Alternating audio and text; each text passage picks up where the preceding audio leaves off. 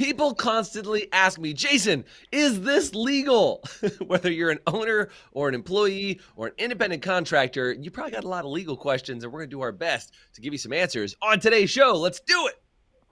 Salon owners are some of the most amazing people on planet Earth. The only problem is sometimes their hearts are so big and they give so much of themselves to their staff and guests that it creates unintended consequences. Our goal is to change the industry by elevating the way the rest of the world sees salons, spas, and barbershops and give it the credibility that it truly deserves. This is the Salon Owner Evo Revo Show. Today's podcast is brought to you by Salon Scale, allowing you to charge by what you know, not by what you feel. Welcome to today's show. I'm Jason Everett, and with me, as always, is Mr. Doug Campbell. What's up, dude? How's it going? Good to be here. Glad to have you on today. Really excited about this topic that's been coming up a lot. Is it legal? So many people, Doug, ask me in Instagram and on Facebook. They're like, hey, this is going on. I don't think it's right. I think it's legal. And I need to know. And I think I was telling you this morning right before we kicked on the show, I think a lot of people get confused about what's legal and what's not because they don't understand the game that they're playing. Can we talk about games? Well, and actually, before I go too deep, let me start by saying neither Doug or I are legal representatives, nor have ever passed the bar or should consult you in any legal way, shape, or form. And you should always take the advice that Doug and I give you and take it to your attorney and vet it for your local laws and information. It's like I talked to an attorney or something. Well, I'd say it's generally legal in most states if a doctor prescribed it. Yeah, wait a minute. That's wrong show. Different show. We're in a mood today. Watch out. We're in a mood today. So I think what happens. Sorry, I think I asked you a question in there, and then I went on a legal disclaimer rant. It's the question of do people say, is this legal? Is it not legal? I think a lot of times is because in this industry, probably more than other industries, people try to get it. It's the shoot first, aim later type of thing. It's like we just get into an agreement, we get into a situation, and we haven't really found out what the rules of the game are. So then you're in it, and you're like, well, is this really legal? Is this not legal? Or you ask a question in a Facebook group, and it's somebody in New Jersey is answering for your question in California or Texas or Pennsylvania, which are all different rules. Yes, especially when it comes to a business owner / renter relationship, business owner / employee relationship. Each state's different, and even sometimes each city's different inside of a state. So you just got to know the rules. And that's what I've always said. Hey, find you a lawyer at whatever level you are, a lawyer that will fit your needs. And get a relationship with them. Get them on some kind of retainer where you can pick up the phone and ask them a question, and it's not you have to get on their thing and have some hourly rate and all that stuff. Say, look, if I paid you $100 a month, and if I don't use you for a year, great, you made $1,200. But I would like to be able to just call you up and ask you for just general information. Because they know that's going to lead to other work. But it's just good to find out what are the real rules. Yeah, by the way, I just to give you some framework, I actually was in BNI, Business Networking International, which is like a local networking group you can join. You pay fees, you go and have these meetings, you meet with and in that group, there's usually like an attorney, or there are insurance reps, and there's all kinds of different people, real estate agents, and all these different people that are in your local town. And if you need to have more networking in your life and know some more community because you're just stuck in your own world, that's a great place to go where you can actually get people to refer you business. But more importantly, in my opinion, is you can go get some contacts. And by the way, you can even go visit some of those groups, not to make this like a shout out for BNI, but it is. I haven't been in one in a lot of years, but you can go visit one of those groups, and they'll give you their business card, and you can have a conversation with them. And a lot of times you're encouraged to go and sit and have conversation with them. And so I've got a friend of mine, his name's Eric, who is an attorney who's in one of those groups, and I can call him kind of anytime. And he's like, if it's a little question, dude, just ask. Like, I got you. But if we're really going to review some legal documents, then of course there's a charge for things like that. But I think to your point, Doug, having some sort of legal representation and conversation is good. I know there's resources out there like there's some like HR consulting memberships that you can do now, and I can't remember what the one we use is, but it's like $100 a month for a certain number of employees. And you can actually call and say, hey, I just want to find out, like, am I putting this in a contract? Is this legal, or is this something weird? Or like, hey, I need to know how to handle this situation. Do I need this many write-ups or that many write-ups? But I think that the point of today that I'd like to really bust into is there's two completely separate legal games that happen in the salon and spa space, and they cross over and get confusing all the time, and they are different state by state, but there's some general rules that kind of keep them separate. And I want to talk about the legal differences between being a suite, booth, room renter and being an employee in a commission salon, right? Those two relationships are seen differently by the national government and international government too, right? So you got to check with international, local, whatever it is for you. You got to check with all your rules. But those two are very typically seen as commission or team-based salons or employee-based salons. Let's call them employee-based salons for right now. And then a rental-based salon. And it gets confusing because a rental salon could have an owner and a commission salon could have an owner. But the difference is a commission salon or a team-based salon would have employees, and a rental salon does not have employees. And that's probably the biggest basis I want to start this conversation off as, because people switch roles. They go from being an employee to renting their own space. And then you start to get these gray area questions, these fuzzy questions. Like this morning on Instagram, somebody asked me a question. They said, Jason, the salon owner is preventing me from leaving my card up at the front desk. Is this illegal? And then I kept reading the rest of the message, and it said, they have a commission stylist here. And this gets even more confusing because there's a commission person here, and then I'm a renter, and they want the commission person to get all the business. So they want their card to be up front and not mine. Is that legal? Well, first of all, I'm not knocking this person for asking the question, because it is a real, I get it. Why would you not be frustrated if you're trying to leave your business card somewhere to promote yourself, but then they're telling you, sorry, you can only promote yourself on social media? And this is the thing that I think most people get confused about is if you're a renter, you are running your own mini business, like top to bottom, your own mini business. It's a self-contained micro business that you're operating from. And so there are things that start to violate that micro business if you start to pretend like you work for the other salon in a commission environment, right? You want to talk about this a little bit more, Doug? Yeah, I mean, so, and I think the worst situations where you have part commission, part booth rental, because then it's real hard. The lines get so fuzzy, and otherwise known as the hybrid model. This genius, right, we genius tried model that, of hybrid. at one point in time, and it was complete headache. I hated it. I hated every minute of it, which because the employees wanted to have the perceived freedom that the booth renters had. The booth renters wanted all the perks and benefits that the employees had. And so there was constant always stress and constant. Yes, it was terrible. So and confusion, right? Yes. Confusion. And so, I mean, so I would say if you're going to do one or the other, I say commit and do one or the other, because then it's less confusing. Because then it's like they are living by two different sets of rules, and that's just all there's to it. So a lot of so you have to decide what your agreement is. And the thing, like in the state of Florida, there's 13 things that if you do any one of those 13 things, then in the state's eyes, that person is an employee. So you have to be careful. Because like we talked about earlier, if you drop an agreement, you can drop an agreement that defines a lot of different things. I mean, you can put retail sales on there as a requirement. That's this much if you don't sell any retail. Your rent goes down to this much if you sell this much retail. All those things can be put in there. But you can't put things that violate the law. So you can't just say, well, it's in the agreement, but if in the agreement you kind of turned them into broke the law. You broke the law. And so, because there's been many of the salon in our area that kind of played that game, and then the person got upset and went and talked to the state. The state said, no, you actually were an employee. The owner owes you 8 years of matching taxes. Well, they don't owe you; they owe the government. Right. Well, of what you've paid or what you should have paid.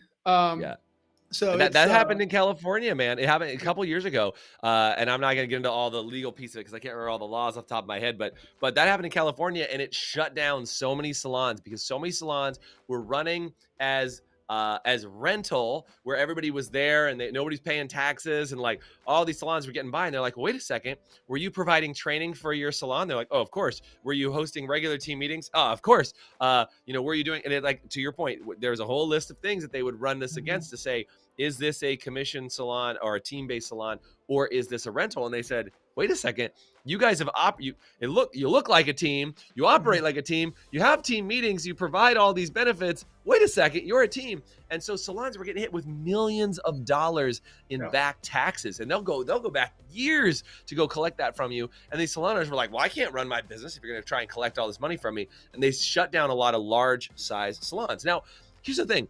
I think that a lot of times if you're a small salon, you can get away with some of that stuff. I'm not saying do it. I'm saying you can get away with it, where the government doesn't care as much, or they're not in your business as much. When you're a small salon or a couple $100,000, when you start getting $500,000 or $1 million, now all of a sudden you're ripe for the picking, and the government's like, we don't want that. This has been such a hot debate, by the way, that other states will have actually shut this down, and they've actually deemed one of them to not be functional in their state. We're going to talk about what state that is, as well as more of these discrepancies about what's legal and what's not when we come back after this break. We're going to take a short break. Tell me what's been valuable so far while we're doing a commercial. See you in a second. Hey, HPSA listeners, let me ask you this. Are you tired of not knowing what your hair color is costing you on every appointment and watching it chew up your profit? Well, with Salon Scale, we take the guesswork out for you. Using a mobile app paired with a Bluetooth scale, Salon Scale will tell you exactly what your color is costing you on every bowl mix down to the gram.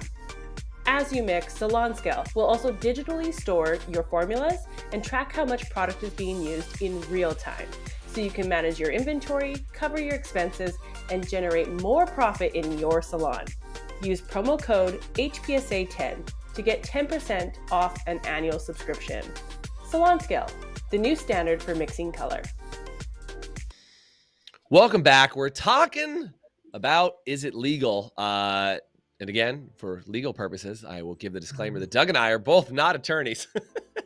And every piece of advice we give you about what's legal, you need to check for your own state with an actual attorney who specializes in the type of legal that we're talking about, whether it's business law, employment law. I happen to have a really good friend of mine who's an employment litigator, really close friend of mine. And it's very helpful to have that person in your back pocket, Doug. You can pick up the phone and say, hey, bro, real quick, is this legal? And he goes, I don't know that I do it that way. That's an important relationship. I tell you, that's one of the things that I've seen. I've had salon owners tell me, it's like, well, I'm trying to decide how I want to pay my people. If I want to pay them as employees or if I want to pay them 1099.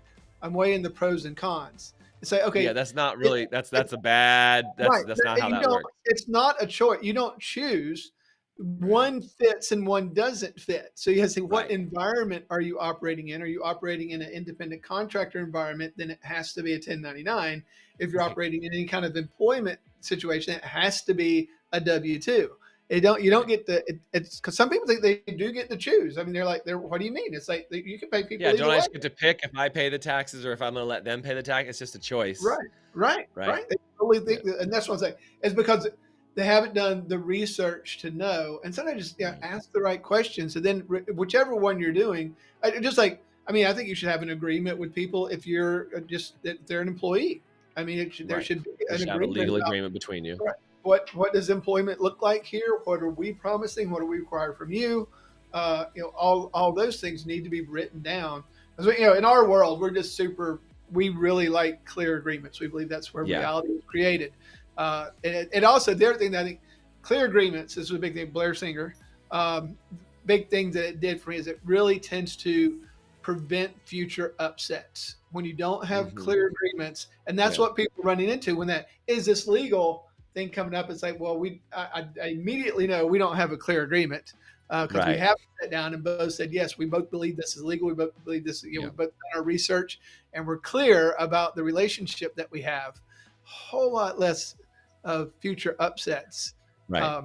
Well, Yeah, and most upsets, by the way, upsets can be traced back to the initial communication or whatever agreement or lack of agreement was formed in the beginning of the communication. So, any partnership debate, what was the agreement when it was set up? Was there a written agreement? Was it a handshake agreement? Was it a legal agreement? What did you do?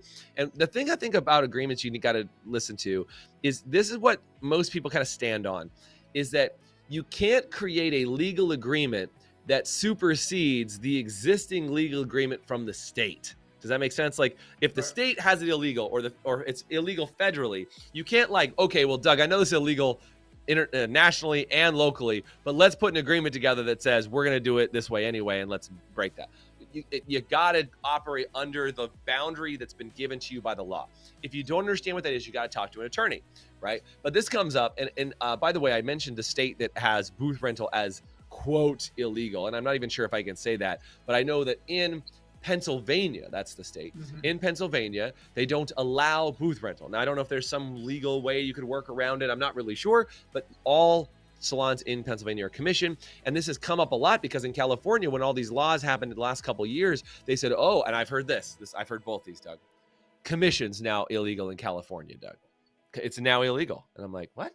And then I'm like, I've heard, oh, I know booth rental is now illegal in California. And I've heard people passionately argue about both. Here's what happened. And this is the naive conversation that needs to be solved, is that how people were running commission salons was breaking the law in California. How people were running booth rental salons in California was breaking the law. So California cleaned up the law for both. And they said, well, if you're going to be a booth rental, these are all the things you can and can't provide. If you're going to be commissioned, these are all the things you can and can't provide. And I'll tell you what happened is most team or commission-based salons basically said, you know what? This is too damn complicated. They've made the rules so hard for us in California to be a team-based salon, then we're just going to switch to rental. But they still want to run team meetings and do all these things. So I think there's some basic criteria, and I think if we get into that for the last few minutes here, Doug, there's some basic criteria. Doug, you always say this. I'm still in your line. If it walks like a duck, quacks like a duck, then it's probably a duck, right? So think about it this way. If you, and I know this because we have employees and we have contractors on our team, okay? If you provide team meetings for that person and team training, you train that person, then you fall into an employee sort of range. Because, for example, I've looked into our contractor agreement, is that if I provide a contractor with a laptop to do work from, well, that's starting to violate the contract agreement. If I require that they show up during certain times, that violates a contract agreement. If I give them certain performance metrics and coach them to that performance, then I would be in violation of that agreement. So the deal is, as a contractor in our world, should be somebody that comes in with their own gear, that they can perform the work completely autonomously, and they come skilled up and ready to go. They can perform the work on their time, and they're driven towards an outcome. They're not required by hours. They're driven towards an outcome that they can provide you with the service that you've received, right? That in however which way they want to do it, and they can provide it. Now, if they fail to provide me with that service or that function for me, then I can end my contract, which I should have a contract with that person. I can end my contract due to what the contract states. I can end it. Maybe I have a 1-year agreement. Maybe I have a 6-month agreement. Maybe I have a month-to-month agreement with that person, right? Because this one comes up all the time too, Doug. People say, can I fire a booth renter? Okay. I already know that you don't know what you're talking about when you say that. I already know. Because you can fire an employee. You cannot fire a renter, right? Well, let's get this way. What you can do is you can end your legal relationship with that renter. You can cancel your contract, but then it goes back to what you said, Doug. What was the legal agreement that was set up in the first place? What's the end? And so in agreements, there's got to be benefit for both sides. There has to be what's in it for both sides and what are the obligations for both sides. And like we said earlier, if any part of that violates the law, the entire contract, the entire agreement becomes null and void. So it's not worth anything at that point. That's why you need to know that best thing is come up with your agreement, kind of know what you're talking about, then run it by your lawyer and say, hey, is this violating anything? Is there anything we need to change or clean up? Is this good? And then move forward with it. I think that's it. just getting clear on those things, because it's yeah, reporting tips. I think that's another one that where people get. It's like, well, it's their obligation to report the tips. If they so we don't put anything on credit cards. We just let it goes to them. What they report, they report. Sounds like a good plan, but ignorance is not an Right. excuse. You come Yeah, the in, they're government gonna doesn't care. That if they right. catch that, they will fine you. There is a and so in the way that works on that side of the law, because this isn't civil law, or it's corporate law, that whenever they come in and there's a certain percentage, they say we believe this is the minimum that someone would make. They do not have to prove it. They will just take their income and multiply it by that minimum and said this is what should have been reported minimum, and this is what was reported. This is what you owe for the difference on taxes on both sides of the equation. And once that door is open, then they will start to look in every other part. Say, Every okay, other well, they person. were Yeah. skating the rules here, because with the Well said. IRS and most revenue, they don't have to prove your liability. They can assume your liability unless Right. you can prove You have that to prove your innocence in that. right. You You have have to to prove show that the records. you have to prove that you are not liable. They can Right. just come up with arbitrary numbers. We believe it should be this, and if you can't prove it's different, then that's what it is. That's right. So you just don't Yeah. want to get into that world. You don't want to go. Yeah. You don't want to go into that thing. So it's like with tips, and say, look, we run them through, and it's just the cost of doing business right now. Hopefully, that legislation that's in front of Congress will go through, and they'll treat it like restaurants, and you get a credit back for your matching taxes. But I would rather report and pay the taxes, and if I get audited, they're going to go, oh, yep, you're good, and not worry about it. So I want to go back to this initial question, kind of spark this whole thing, which is like, is it legal for them to let me put my card at the front desk or not? And then there was another question too I got about, I want to provide software for all of my renters so that they can do their job and I can see what everybody's doing and keep track of how much revenue they do. Look, every time you do that, right? I know, Doug, you and I cringe, right? It's like as soon as you do that, you're blurring the line between an employee and an independent contractor, and you're starting to create problems. So what I would say is that in general, what you do inside your booth, your room, your whatever, is going to be dictated by whatever your agreement says, whatever's in your contract and your agreement. But for the most part, you're running an independent business. So if they have a front desk and a welcome check-in, and they don't want you to put an advertisement up there, they don't have to allow you to put the advertisement up there. Now, if there's nothing about that in the agreement, now you got to negotiate it and say, is that something they can do or can't do? You're not going to call an attorney. They're going to go, well, nah, it's kind of a gray area. Like we can't like force them to do it. And I also want to say this too.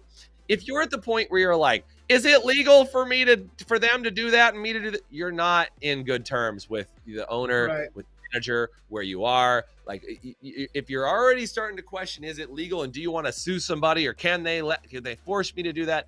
You need to start changing your relationship. That's all I'm saying. It's way better than trying to go to court over something ridiculous like that. What you're really trying to do is you're trying to force an issue. And what I would encourage you to do is number one, don't make software for your renters because again, you're providing them with a tool for them to do their job. They need to provide themselves with the tool to do their job. They have to have their own software, their own thing. As soon as you start putting them in a group, and this is the thing, right? The IRS will go, oh, look, you conveniently gave me everybody that I need to start billing for is information and all of their tips and everything is in one convenient place. Thank you for organizing this like employees for me so I can charge you for all the taxes that were required since it's all under one umbrella because you're running it like a team-based environment. Sorry, I'm on a rant today. Dang, I'm so fired up about this because I think you just got to learn. It's a really clear, I think it's a very clear line, but there's a lot of fog in the middle. Clear line on, are you treating them like team members and giving them team member perks, or are they completely autonomous? The closer they go towards being a team member, the more dangerous legally it becomes for you as the owner. You want them to be as much independent as possible. And I want to say this too, because this comes up. When you have employees, this is a weird way to say this, and I don't know if it's going to come across wrong, so from a social acceptable standpoint for me to say this, these are not your, I'll say it this way, they are not your indentured servants when they're your employees. You can't just tell them what to do all the time and they have to do it.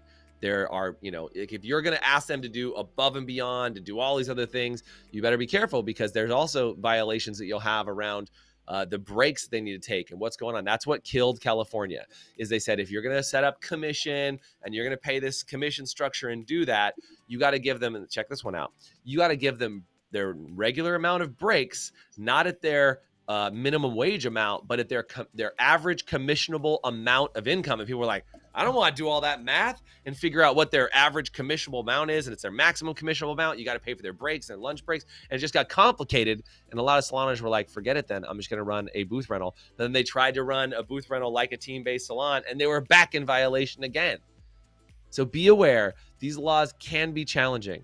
They're not impossible to understand, but you need to have somebody help guide you. If you're confused, if you're lost, if you're stuck, you need some legal help, you want a referral to an attorney, send me a message and say, I'm legally stuck. And I'll see if I can pop you to an attorney. I'll see if we can answer the question in a basic way, with you being able to then talk to your attorney about it. Or better yet, join our High Performance Salon Academy, find out what we do in there, because you can ask other salons in your area, what's going on? What have you found? How do you work it? What do you operate from? And get some other advice from people going through the same things that you have. Because I'll tell you right now, man, paying legal fees to get your answers is a long way away when you have to spend money to do it. So prepare yourself, be ready, and it'll make a big difference. So anything you want to say, last thing on legal here before we wrap up? Get your clear agreements. Take the time to get the clear agreement. Do the homework. Get the agreement. Everybody's going to be happier long term if we get good clear agreements right up front. And then you have to stick to it. Of course, you can't say, "Well, we had an agreement, but I'm letting this slide, let that slide." Stick to it. It's simple as that. Exactly. So thank you so much for joining us today. Check out more shows all online at evorevopodcast.com. Thanks, guys. Later. Thanks for listening to the Evo Revo podcast. Today's podcast was brought to you by Salon Scale, allowing you to charge by what you know, not by what you feel. Please subscribe, leave us a review, and you can always get more information, including show notes and the video episodes at evorevopodcast.com.